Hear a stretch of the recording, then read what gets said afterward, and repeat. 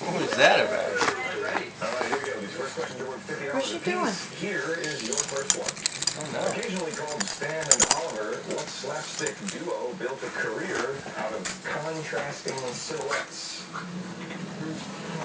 Laurel and Hardy. Laurel and Hardy. That is correct. According to a 2005 study, cosmic radiation may cause airline pilots to develop what cloudy eye condition? Cataracts.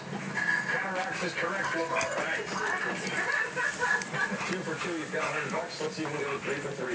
With less flash but more Hi, fun Yo-Yo. than Times Square, what city I brings miss the you, year baby. annual peach drop? I miss you, baby. Jojo, come here, honey. You can come up here. Are you watching this cash cab now? Dylan? Yeah, I am, but why? That's gonna change it. Yeah, I know. I'm watching this. I just asked you if I could change it to like 33. Where it has Well, I'm watching this right now. You can switch it to 33 after that. I haven't seen Cash Cab in a while. You always watch those same shows.